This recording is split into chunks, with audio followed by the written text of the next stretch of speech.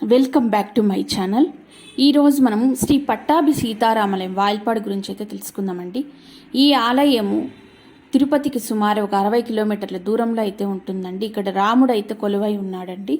శ్రీరాముడు, సీతాదేవి, లక్ష్మణుడు, భరతుడు, శత్రుఘ్నుడు ఒకే పీఠంపై కొలువు తీరిన శ్రీరామ పంచాయుధ క్షేత్రం వాయిల్పాడు పట్టాభి సీతారామాలయం అయితే ఉందండి. ఇది టీటీడీ ఆధ్వర్యంలో అయితే రన్ అవుతుంది. అందరికీ నమస్తే అండి, welcome back to my channel. ఈరోజు మనము వాయిల్పాడు అండి, మదనపల్లికి దగ్గర అన్నమయ్య జిల్లాలో అయితే ఉందండి. శ్రీ పట్టాభి సీతారామస్వామి దేవస్థానానికి అయితే వచ్చినామండి. ఆ విశేషాలు ఏంటో ఇప్పుడు మనం ఈ వీడియోలో అయితే తెలుసుకుందామండి. చూసేద్దామండి మరి ఆలయ విశేషాలు ఏంటో. ఈ వాయిల్పాడును అయితే వాల్మీకిపురం అనే పురాణ నామం అయితే ప్రసిద్ధి చెందినమైంది. వాల్మీకులు అనగా పుట్టలో నుండి మూలమూర్తుల వ్యక్తమైనందువలన ఈ క్షేత్రానికి వాల్మీకి క్షేత్రం అని పేరు వచ్చింది.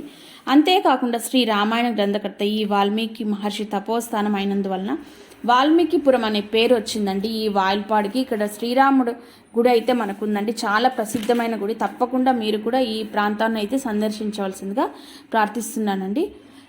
బోయవానిగా ఈ ప్రాంతంలో నివసించడం వలన బోయలపాడు అనే నామాంతరం కూడా ఉంది. 2005వ తేదీ ఆగస్టు 12వ తేదీ మహాసంప్రోక్షణ అయితే జరిగింది. 1820 సంవత్సరంలో హోర్డింగ్ పేరును కూడా ఇక్కడ మనమైతే చూడవచ్చును. తెలుగు వాగ్గేయకాడు కూడా ఈ ఆలయాన్ని అయితే దర్శించాడు అన్నమయ్య. సుదర్శన చక్రం కూడా ఉంటుంది ఈ ఆలయంలో అయితే. ఆలయ ప్రధాన దైవం ప్రతాపరాముడు మరియు అతని ఖడ్గం పట్టుకొని అయితే ఉంటాడు ఇక్కడ శ్రీ మహావిష్ణువు అవతారం ఈయనైతే మనకు తెలిసిందే. ప్రతాపరాముడు ఉత్తరం వైపు ఎదురుగా ఉంటాడు. త్రేతాయుగంలో జాంబవంతుడు భగవానుడు శ్రీరాముని పట్ల తనకున్న గౌరవానికి గుర్తుగా ఇక్కడైతే ప్రతిష్ఠించాడండి శ్రీరాముని అయితే. ఇక్కడ శ్రీరాముడు పట్టాభిషేక భంగిమలో తన ప్రియమైన దేవత సీతాదేవి మరియు అతని సోదరుడు లక్ష్మణుడు, భరతుడు, శత్రుఘ్నుడు మరియు ఆంజనేయుడు కూడా ఇక్కడ అయితే కొలువై ఉంటారండి. ఈ ఆలయంలో ఆలయ విగ్రహము ఉత్తరాభిముఖంగా ఉంటుంది. ఇది ఆంధ్రప్రదేశ్లో ఉత్తరాభిముఖంగా ఉన్న ఏకైక ఆలయం ఇదే అని చెప్పేసి మనకైతే పురాణాలలో అయితే ఉందండి ఈ ఆలయాన్ని అయితే ఇందులో అయితే స్వామివారిని జాంబవంతుడు అయితే ఇక్కడైతే ప్రతిష్ఠించాడండి. ఎందుకంటే జాంబవంతుడికి శ్రీరాముని పైన ఎంత అభిమానము, ప్రేమ, భక్తి అని చెప్పేసి ఉన్నాయో అంత ఇదిగానే స్వామివారిని అయితే ఇక్కడైతే శ్రీరామ స్వామివారిని అయితే జాంబవంతుడైతే ప్రతిష్ఠించాడండి. ఇప్పుడు మనం ఇక్కడంతా చూస్తున్నది ఆలయంలోని ప్రాంగణం అండి. ఇది టీటీడీ ఆధ్వర్యంలో అయితే మనకైతే రన్ అవుతోందండి. ఈ ఆలయం అనేది మనకి తిరుపతి నుంచి వెళ్తే 60 కిలోమీటర్ల దూరంలో ఉంటుంది. అదే మదనపల్లి నుంచి వస్తే ఒక 25 కిలోమీటర్ల దూరంలో ఉంటుందండి. ఈ ఆలయాన్ని మీరు కూడా వెళ్ళినప్పుడు తప్పకుండా వెళ్ళి దర్శించండి. చాలా పురాతనమైన ఆలయము. ఇక్కడ లోపల అయితే మనకు శ్రీకృష్ణుడి ఆలయము, అట్లాగనే పద్మనాభ స్వామి ఆలయము, ఉప ఆలయాలు కూడా ఉన్నాయండి. ఇక్కడైతేనే మనకంతా అయితేనే చుట్టూ అయితే ప్రహరీ గోడ కావచ్చు. అలాగానే మనకు ఇక్కడ చూడండి ఎంత బాగా ఉన్నాయో చూడండి. లోపల అయితే మనకు ఉప ఆలయాలు కూడా చాలా చక్కగా ఉన్నాయండి. గోపురాలు కానీ పురాతనమైన ఆలయం కాబట్టి ఇది చాలా ప్రసిద్ధిగాంచిన ఆలయం అండి. అందులో ఒకే పీఠంపై మనకు రాముడు, సీతమ్మ అమ్మవారు, లక్ష్మణుడు, భరతుడు, శత్రుఘ్నుడు అయితే మనకైతే దర్శనమిస్తారు. అలాగనే ఆంజనేయ స్వామి కూడా ఈ ఆలయంలో అయితే కొలువై తీరినారండి. మీరు కూడా వెళ్ళినప్పుడైతే తప్పకుండా సందర్శించమని చెప్పేసి ప్రార్థిస్తున్నానండి. ఈ ఆలయాన్ని అయితే తొలి వాగ్గేయకాడు అన్నమయ్య కూడా వచ్చి సందర్శించారు అని చెప్పేసి మన పురాణాలు అయితే మనకైతే చెబుతున్నాయండి. మీరు తప్పకుండా వెళ్ళినప్పుడైతే ఈ ఆలయాన్ని అయితే దర్శించండి, తరించండి. అంతేకాకుండా ఇక్కడ మనకైతే శ్రీరామనవమి జరిగినప్పుడైతేనా శ్రీరామనవమి పండుగను ఎంతో ఇక్కడైతే ఘనంగా అయితే చేస్తారండి. ఆ రోజు శ్రీరామి పట్టాభిషేకము, అలాగనే వాహన సేవలు కూడా మనకైతే ఎంతో ప్రసిద్ధి చెందినవండి. తప్పకుండా వెళ్ళి దర్శించవలసిందే అని చెప్పేసి ప్రార్థిస్తున్నాండి. రాముని యొక్క దీవెనలు అయితే మన వైపు అయితే ఎల్లప్పుడూ అయితే ఉంటాయండి, మన పైన అయితే ఎల్లప్పుడూ ఉంటాయి. తప్పకుండా వెళ్ళి దర్శించండి. అది మనం కన్నా లోపల మనకైతే గర్భగుడిలోకి అయితే కెమెరా అయితే అలా ఉండదండి. లోపల వరకు అయితే నేనైతే షూట్ చేయలేదండి, బయట వరకు అంతైతే తీసాను. చక్కగా ఉంటుందండి రామాలయం అయితే. ఇక్కడైతే మనకు చూడంగానే మళ్ళా వెళ్ళాలి అనిపిస్తుందండి. చాలా జాంబవంతుడు స్వయంగా త్రేతాయుగంలో జాంబవంతుడు ప్రతిష్ఠించిన లింగం అండి ఇక్కడైతే ఇది. ఈ గుడి కూడా చాలా పురాతనమైన గుడి అండి. అందులో ఇక్కడ మనం ఒక్కసారి విగ్రహాలను మనం చూసామంటే మళ్ళా స్వామివారి దర్శనానికి మనకు వెళ్ళాలని చెప్పేసి వస్తుందండి. మనము తిరుపతి నుంచి మదనపల్లికి వెళ్ళేటప్పుడు మధ్యదారిలో వాయిల్పాడు వస్తుంది. వెళ్ళేటప్పుడు అయితే మనకు లెఫ్ట్ సైడే వస్తుందండి ఈ టెంపుల్ అనేది.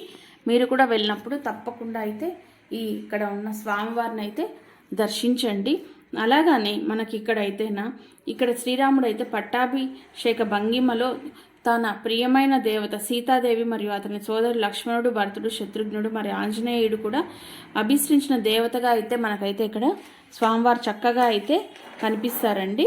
ఇక్కడైతేనా ఇది వచ్చేసి వాల్మీకి మహర్షి తపోస్థానం అయినందువలన దీనికి వాల్మీకిపురం అనే పేరు వచ్చింది. అది కాలక్రమంలో అది వాయిల్పాడు అయితే అయిందండి. అంటే వాల్మీకి మహర్షి గారు ఇక్కడ తపస్సు అయితే చేశారు అని చెప్పేసి మన పురాణాలు అయితే మనకు చెబుతున్నాయండి. అలాగానే వాల్మీకులు అనగా పుట్టలో నుండి మూలమూర్తులు వ్యక్తమైనందువలన ఈ క్షేత్రానికి వాల్మీకి క్షేత్రం అని చెప్పేసి పేరు కూడా వచ్చింది అని చెప్పేసి ఇక్కడైతే మనకైతే ఒక నానుడైతే ఉందండి, ఒక పురాణ కథ అయితే ఉంది. ఆ విషయాన్ని కూడా మనమైతే గమనించవచ్చునండి. ఇది అక్కడ వాల్మీకి మహర్షి తపస్సు చేసినాడు కాబట్టి ఇది వాల్మీకిపురం అయిందంటండి. కాలక్రమంలో మనకేమంటే ఇది వాయిల్పాడుగా అయితే ప్రసిద్ధి చెందింది. ఇది వచ్చేసి శ్రీరామ పంచాయుధ క్షేత్రం అండి. ఈ ఆలయం అయితే శ్రీరామ పంచాయుధ క్షేత్రము చాలా ప్రసిద్ధమైన ఓల్డ్ టెంపుల్ అండి, చాలా పురాతనమైన టెంపుల్. తప్పకుండా మనకైతే దర్శించవలసిందిగా ప్రార్థిస్తున్నాను. ఇది ఆంధ్రప్రదేశ్లోని ఏకైక ఉత్తరాభిముఖంగా ఉన్న ఏకైక ఆలయంగా ఇది కూడా స్థానికులైతే మనకు చెబుతారండి. అంటే ఇక్కడ రాముడు అయితే ఉత్తరాభిముఖంగా కొలువై ఉన్నారు అని చెప్పేసి మనకైతే చెప్తారండి. ఇవన్నీ లోపల ఉప ఆలయాలండి. ఇవంతా ఇక్కడైతేనా మనకు శ్రీకృష్ణుడు అయితేనా సత్యభామ రుక్మిణి సమేతంగా అయితే ఉంటారండి. ఇవన్నీ ఆల్వార్లండి లోపలైతేనా మనకు. ఇదైతే అక్కడ శిలాఫలకంగా అని చెప్పవచ్చునండి. ఇదైతే లోపలైతే మనకి రంగనాథ స్వామి ఆలయం కూడా ఉందండి. ఎంత చక్కగా ఉందో చూడండి. ఆ రోజు అయితే ఎంత బాగా అలంకరించారోనండి లోపల అయితేనా. అక్కడ వీలైనంత వరకు అయితే షూట్ చేస్తానండి. గర్భగుళ్ళకి కెమెరా అయితే మనకు అలో ఉండదు కాబట్టి బయట ఉండేటివన్నీ నేనైతే అక్కడ షూట్ చేయడం అయితే జరిగిందండి ఈ ఆలయంలో అయితేనా. ఇది బయట పక్కనండి, మనకు ఆలయం ముందరనే ఇదంతా బయట పక్కన వస్తుందండి. మనకంతా మీరు చూస్తున్నది ఇదంతా కూడా ఇది ధ్వజస్తంభం అండి. ఇక్కడ ఉండేదంతా కూడా మనకైతేనా. మీరు కూడా వెళ్ళినప్పుడు తప్పకుండా అయితే దర్శించండి ఈ ఆలయాన్ని అయితే. ఇదంతా ధ్వజస్తంభం వస్తుంది ఇదంతా ముందరైతేనా మనకు. చూడండి ఎంత చక్కగా ఉందో చూడండి. శ్రీరామ రామ రామేతి రమే రామే మనోరమే సహస్రనామ తత్తుల్యం రామనామ వరానమే అనేసి మనం ఎన్ని వందల సార్లు తలుచుకున్నా కూడా మనకు ఆ శ్రీరాముని ఆశీస్సులు మన వైపు ఎప్పటికీ ఉంటాయండి. ఇక్కడ వచ్చేసి బయట ఉంటే వాళ్ళకైతే నాకు తోచిన సహాయం అయితే నేను చేశానండి. అదేనండి, చూసాం కదండి. శ్రీ సీతారామస్వామి దేవస్థానం వాయిల్పాడ్ అండి. ఇక్కడే మనకు శ్రీ రుక్మిణి సత్యభామ సమేత శ్రీకృష్ణ ఆలయము, అట్లనే రంగనాయకుల ఆలయం కూడా ఉందండి. ఆ విశేషాలన్నింటి కూడా ఇప్పుడు చూస్తున్నాం కదండి. ఈ వీడియోస్ మీకు నచ్చితే లైక్ చేయండి, షేర్ చేయండి, నా ఛానల్ని అయితే సబ్స్క్రైబ్ చేసుకోండి.